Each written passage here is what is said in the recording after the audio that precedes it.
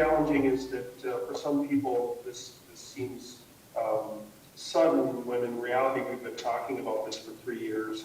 This will total $6 million over those 3 years of reduction. This isn't a new issue for our school district. It's something we've been talking about for some time. And it's a function of a revenue problem that our district has, that many school districts have, and ours is founded in a number of different areas. One of them is the fact that we're the minority of school districts without an operating revenue.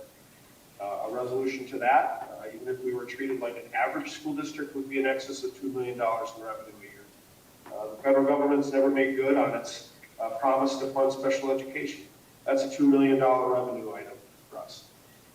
We spend more than average districts on health insurance. That's a $2+ million issue for us. When you look at all these things in context, and then maybe the fourth one I throw out there is that in 2003 and 2004, the legislature decoupled inflation from the funding formula, which means that the buying power we have now is less than the buying power we had then.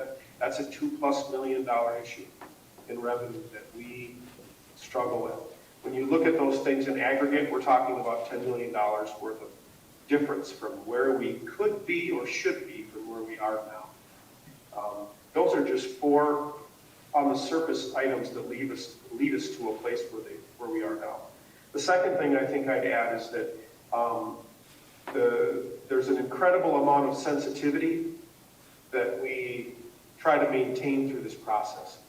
As big of an organization as we are, the last thing we want to do is have a conversation in public that in any way puts someone in the spot where they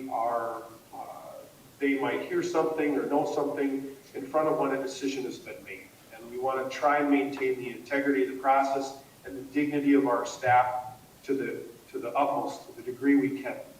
And so we have to be really, really careful about how we move through the process. The third thing, I would just piggyback a little bit on what Pat mentioned.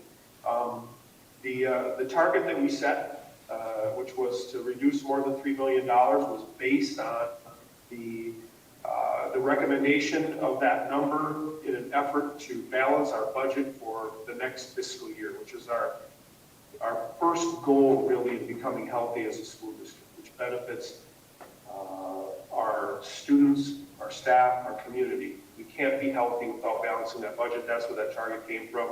And reductions came from many places.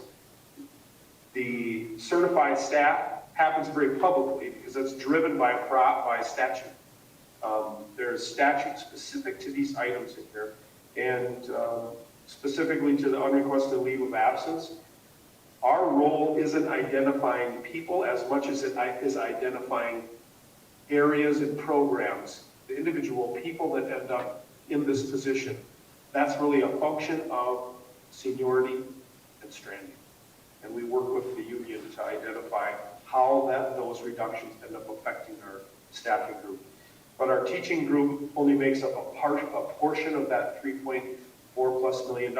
We have a second year reduction in our principal unit, reductions in our secretary unit, reduction in our ESP group. We've got reductions across the board. District positions will be eliminated for the fall. It's a broad scope of reductions here.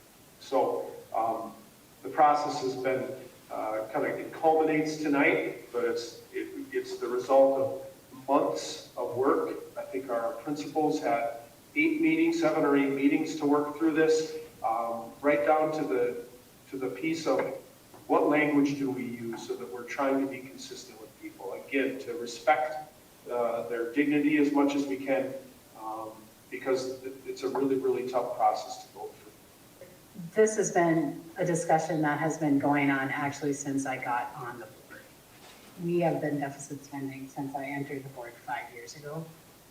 And we've tried to cut our way out of it without having to hit staff. And we had cut $3.2 million prior to this year.